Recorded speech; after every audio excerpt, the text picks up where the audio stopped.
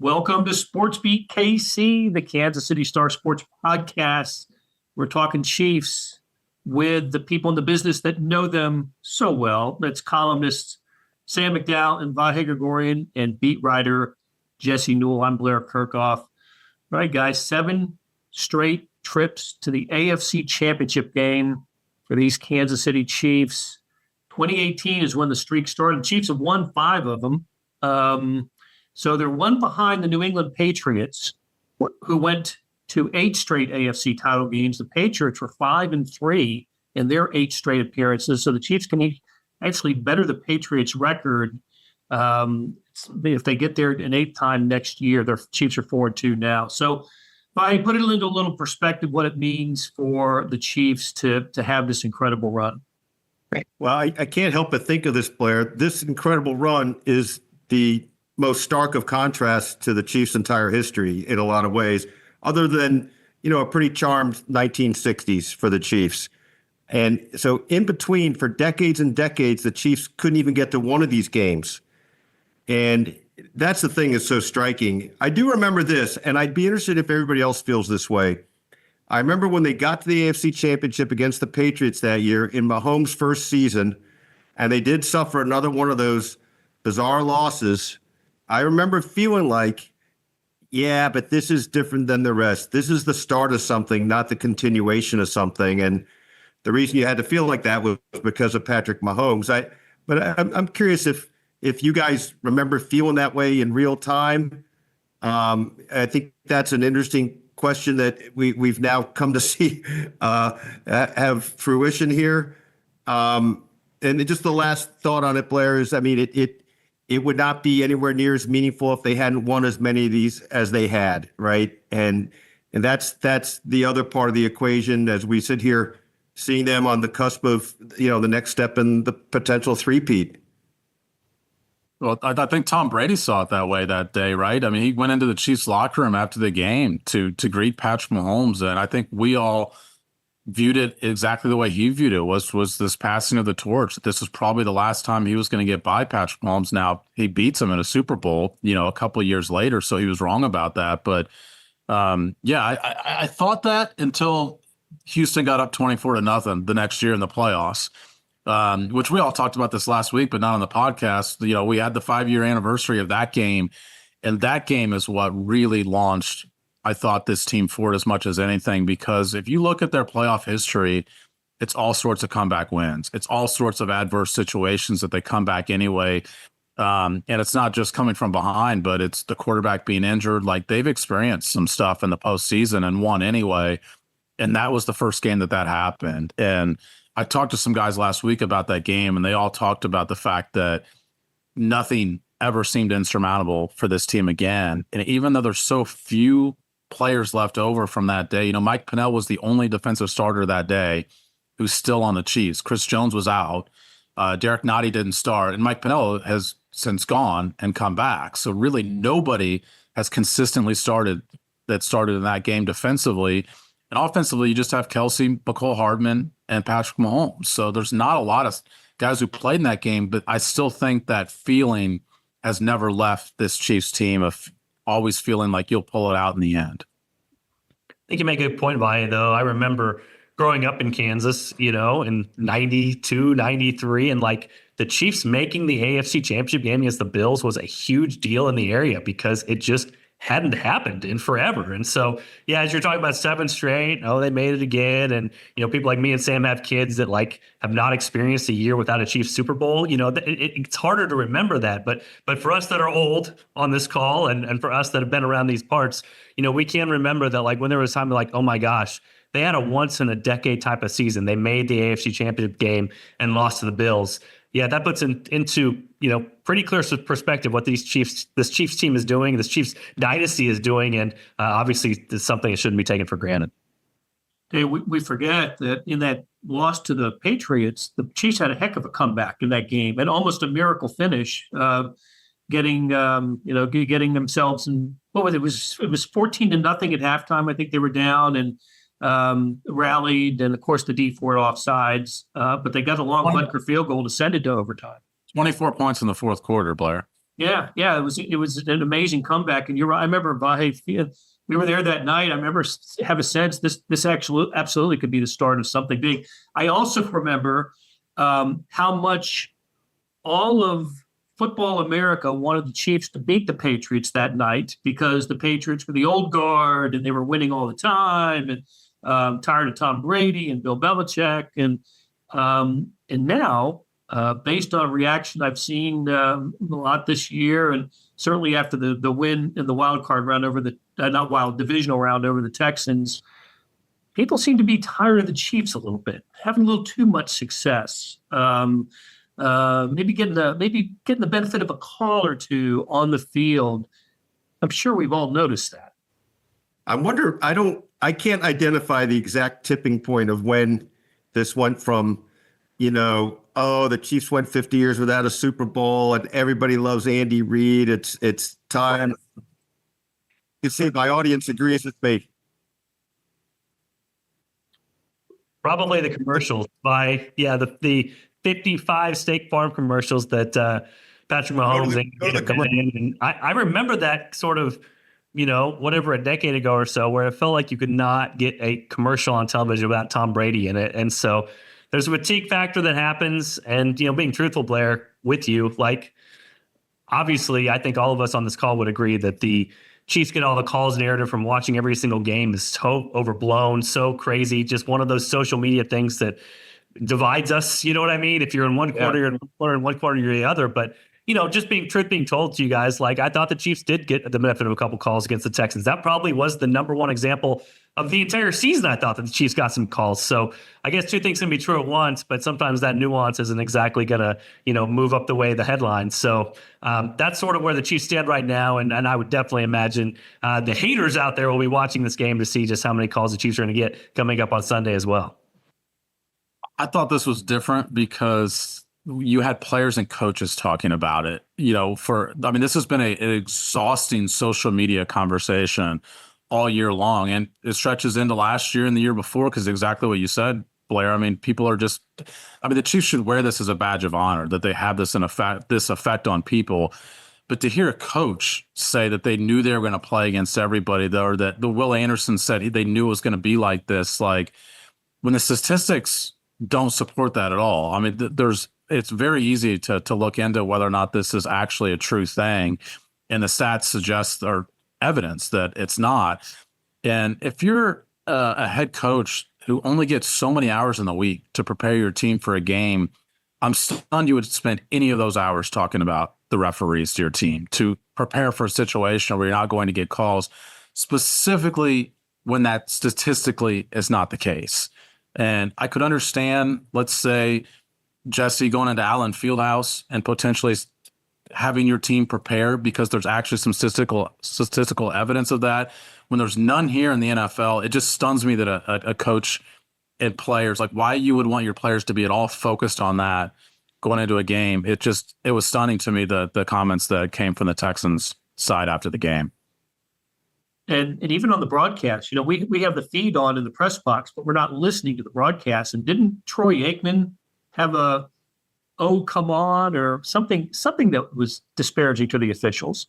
What I don't know, it's hard to quantify, I guess, is how much of this sort of narrative does get driven by, the guys who have the mic for millions of people. But I suspect it's a factor. And I think when you repeat the lie often enough, it becomes a thing. And it is. There's no doubt it's connected to just pure resentment of the Chiefs, to go back to where you started this, right? One way or another. I thought it might not happen like that if the Chiefs had such success, just because, we see Patrick Mahomes, for instance, day in, day out. I think he's a pretty winsome guy, a pretty admirable guy that I think few would dislike if you're around him. But now you can see, I'm sure there's entire social media memes of penalties called on Prince Patrick and the protection he gets. And I think that could probably be fairly well debunked too, although I think we might see some examples that have gone his way. I honestly, Blair, if you were tuned in later in the game, the Dalton Schultz catch down the sideline, Troy Aikman had a similar response to that one. Like, I don't see how that's a catch. The guy's juggling it. He was basically going at it with the rules official as well. And so I don't think it's bad to show emotion in these things. I don't think it's bad to exclaim things. But again, when it comes to Patrick Mahomes and the roughing penalties, obviously that's going to increase the discussion on these sorts of things to a different level. And listen, I'm going to be honest with you guys. Like, Patrick's got to wear some of this. Like, the late slide, like, he knows what he's doing. The flail out of bounds, he knows what he's doing. So some of this, I really don't have much sympathy for him. And like I said, more than any other game this season, I thought that the Chiefs did benefit from calls in this past game against the Texans, which is just a little bit unfortunate because we just saw this is ESPN's most watched game, NFL game of ever, I guess. So a lot of eyeballs were on this game. And again, if you hear the social media buzz and you don't really know the reality of the situation, and then you see that game, you think, well, that's exactly how it was supposed to play out. I don't think that's the reality situation, but I do think that the Chiefs did benefit. And obviously Patrick Mahomes did play in a certain way in this particular game that maybe wasn't like some of the other ones that is going to draw a little bit of criticism.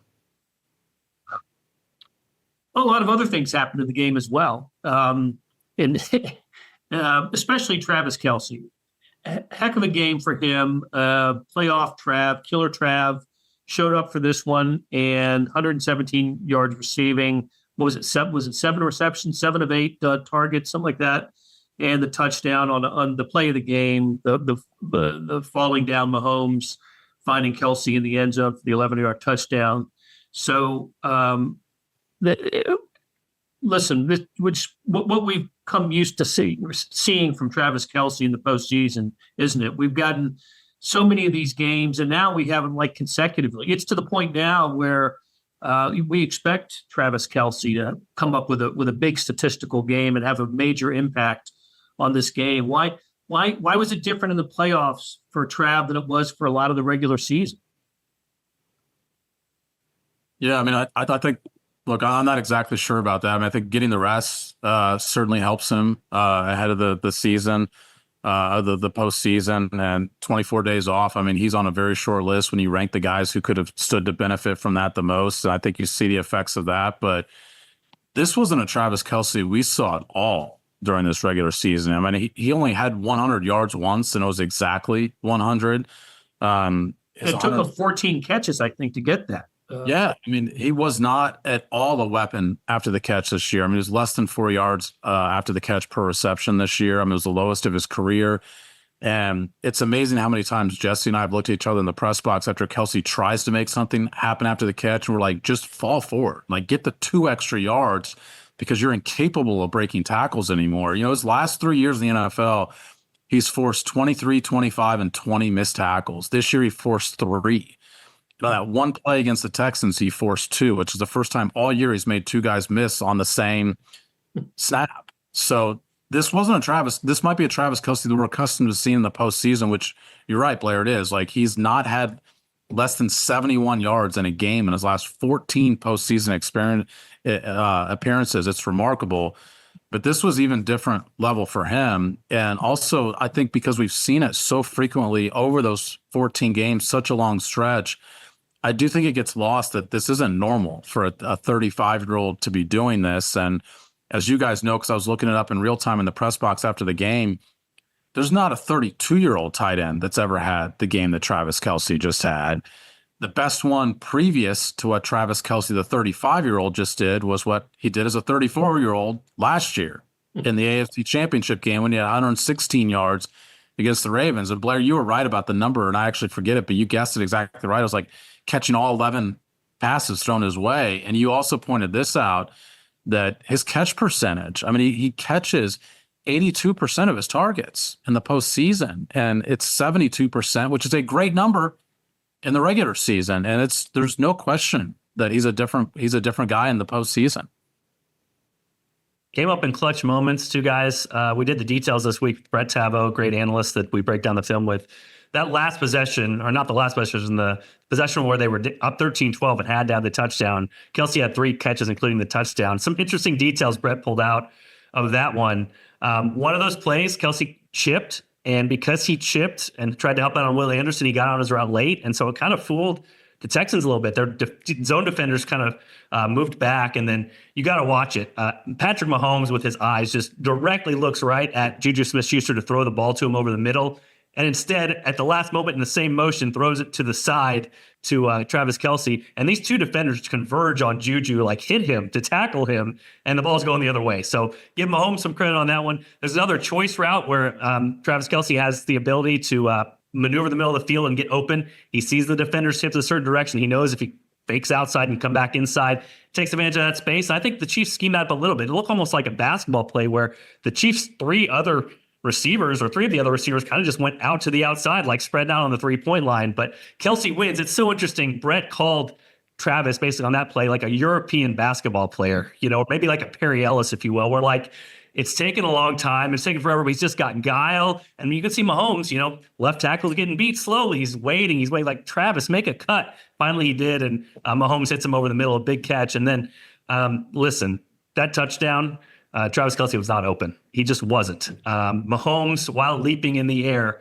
saw that one defender's hips were slightly turned in one direction and threw the ball right by his ear to Travis Kelce to an open space and basically threw him open. So a lot of credit to go around there, but those two guys in these situations, I don't know if there's been a better duo in NFL history, and we saw why in this past game as well. That's amazing. Amazing. But did it come at the expense of production for the wide receivers in this game? Jesse. Yeah, it's a good question. I mean, listen, me and Sam have made no bones about we think that the Chiefs' offense has been different when Hollywood Brown came back. And I know a lot of people were eager to see what does it look like with DeAndre Hopkins in the playoffs. And I just mentioned Juju Smith-Schuster, but those guys, 0, 0, and 0 catches. And so it's going to have to change against the Bills. It will change against the Bills. Sam pointed this out earlier when we were talking. And, the Bills, one of their weaknesses is secondary. And Blair, you kind of spoke to it, that one of the Houston strengths is secondary. So I could definitely see the Chiefs sort of trying to scheme things up in the middle of the field for their tight ends, hoping you could pick on a nickel corner or on a safety for the Texans. But they're going to need the receivers to play better in this game against the Bills. And again, if you're talking about strength versus weakness, this is one the Chiefs should have in their arsenal. The receivers against the secondary, the tight ends are against the secondary, and they're going to have to take advantage of that, or it's going to be a long day against the Bills. It's really interesting. I know one of us got into it. I can't remember who, but it's very interesting how close those two connections with Hollywood Brown were. And, maybe a little win factor on the first one. That was bang, bang call on catching that other one. Either one of those goes, we're probably looking at this a little bit differently. But I think, sort of to Jesse's point, there's some chicken and egg in all this, right? I mean, it seems pretty clear that Patrick's most trusted go-tos are Worthy and Kelce at this point. Obviously, Kelce first, but I mean, you guys have written a lot about the arc of Worthy's development, but that to me is an amazing thing too, to have come to this point where it's been 5, 6, 7 weeks now, right, where he is really trusted by Patrick. So room for more there too, but I obviously agree that they're going to have to be more diverse in this game. Houston had a terrific defense. There's no doubt about it. The Chiefs ended up with was it 212 total yards? I think the fewest in a Mahomes playoff game, right? Only ran 51 plays. So it wasn't like there were a lot of opportunities for big plays. And then in the fourth quarter, when trying to preserve the lead, Kareem Hunt was a bigger part of the offense and trying to get him more established. And speaking of Kareem Hunt, Sam, I just have a sense that he's the guy going forward. Is he not among the running backs and not Isaiah Pacheco? Part of it because of Pacheco still wearing the rib protection. But Kareem Hunt, his ability to fall forward, if nothing else, for a couple extra yards, as evidence on that 4th and 1 play. I just see him more as a feature guy going forward. Yeah, I mean, Pacheco's just not been a great running back since he came back from the leg injury. And then, as you mentioned, he's also dealing with the rib injury. That first game back, he had 7 carries for 44 yards, but 34 came on 1 carry, 6 carries for 10 yards otherwise.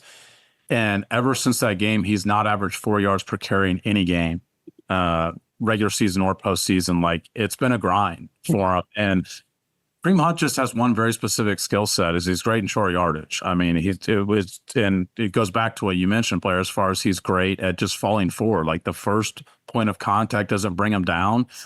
the fourth down play, I think, other than like the most miraculous play we saw was a third down touchdown that Vahe got into after the game. But I think you could make an argument that no play was more important than that fourth down play, because if they get stopped there, that would have been a quick drive after the Texans had held the ball for 15 straight minutes basically in the game. And your defense after halftime had been on the field for 10 straight minutes of the game. Like, that would have been a really tough assignment to expect them on then a short field to take over in that spot and get a stop. To me, I thought that was the key play of the game that really could have gone south for him. And I know Jesse you talked to Kareem Hunt, because this is not only a statistical story for the Chiefs, I think, as far as which running back should be the guy, but it speaks to, I think, a longevity of Andy Reid, of not giving up on players, but also not giving up on people as well. Yeah, I mean, this means a lot to him, guys. I mean, he's never had this opportunity. He's been open about, in the past, even when he was pulled over in Cleveland, he said he should have been in the Super Bowl when the Chiefs were making it then. So he keeps basically saying the quotes like it's a chance for me to rewrite my story with the Chiefs. So, asked him about that 4th-and-1 play, and he said, "Hey, I saw a one-on-one. I saw a big guy in the hole, but I like my chances there." And he did. He spun off the tackle. Speaking of grind, Sam, though, I think this is what we talked about in advance when we talked about the Chiefs sticking with Joe Thuney here. I mean, it's going to be a grind. He's doing what they want him to do there, which is getting beat slower, but there's constant pressure on Patrick Mahomes, and it also costs them their run game. So even Andy Reid today, when he was asked about his offensive line, how they performed, in Andy Reid lingo, basically said, okay, but in real terms, it was not that great. You know what I mean? So this is kind of the dilemma that remains. And I think you said it well last week, Sam, when we're talking about two bad options for the Chiefs. They don't have a great solution right now on the offensive line, and it's going to cost them in one area or the other. But the offense being a grind, I think you're going to have to get used to it a little bit, because that's sort of where they're at right now with their left tackle situation. Yeah, we're in agreement that it's Joe Thuney the rest of the way, correct? There's no DJ Humphries option unless someone gets hurt, which brought up a surprising moment that Wanye Morris was on the inactive list for Houston, which surprised me a little bit. I love Sam's take on this. I mean, after watching that game, Sam, we know what Andy Reid's going to do. He's going to stick with Joe Thuney. That's at least what I think. But are you any more convinced, Sam, that that's the way they should keep it, especially for a game against Buffalo? It's now a coin flip. Yeah, I mean, I think so. I'm still in the same mindset I am a week ago that we all chatted about, which is I just think Patrick Mahomes it's more of a known commodity with Joe Thuney, is how do I navigate the pocket when Joe Thuney is my left tackle? And I just think there's too much unknown with DJ Humphries. So I don't think either of these guys are great at the position. I think they're both below average. Below average is better than what Kingsley Sumatia and Wanye Morris was giving them. We all thought, all of our reacted to Kingsley Sumatia addressing over Wanye Morris as a result of DJ Humphries being active and healthy. The only rationale I could come up with was Kingsley Sumatia is getting guard reps in practice now. He could potentially fill in for an extra spot. But also it tells me that perhaps they're already considering the future, in which case, who do you want to be ready to go and getting more reps in practice for next year? Who do you anticipate when you potentially lose Trey Smith? And maybe a year later when you lose Joe Thuney, who do you want to have said they dress for an AFC Championship game, or they dress for a divisional round game? And I think it's perhaps telling that they've told us it's Kingsley Sumatia is the answer to that. All right. The Chiefs are a 1.5-point favorite on the opening line against the Bills. And that seems right to me. Kind of a coin flip game. The top two seeds in the AFC going after each other. Over in the NFC. Sorry to interrupt, Blair. It didn't seem right to Andy Reid. He told us the Bills would be favored in the That's right, he did. And we talked to Andy Reid. We're recording this on Monday, and Andy Reid had a Zoom call. And yes, he claimed that he thought the Bills would be favored in this game. Not the case. Who knows what the line will do this week in the Baltimore-Buffalo game. The Bills opened as a favorite, and by kickoff it was the next day, right? But Baltimore had become the favorite and stayed that way the rest of the week. So, but it seems right to me. The Chiefs should be a slight favorite on their home field. Patrick Mahomes and Josh Allen meet for the fourth time in the playoffs. And I want to say the 10th or 11th, throwing in regular season games. A lot going on here in this kind of personal rivalry. Mahomes has not lost a playoff game to the Bills. He's 3-0, but Josh Allen has won the regular season matchup the last 4 times they played, including this year in Buffalo, the 3 previous years at Arrowhead. So Josh Allen not going to be intimidated by the environment. I'm wondering, Vahe, if the circumstance will intimidate him a little bit. Well, that's a great question. I guess I would say intimidate would be stronger than I would think. But you just have to wonder what's going on in the souls of people with 13 seconds left when they've been in that scenario before, right? And look, I think Josh Allen's pretty fearless.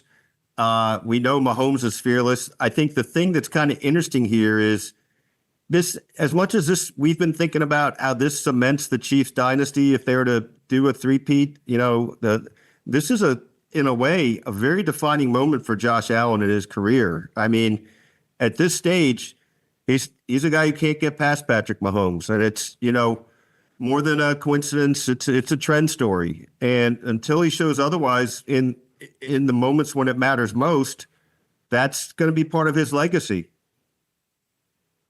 Yeah, I saw this earlier.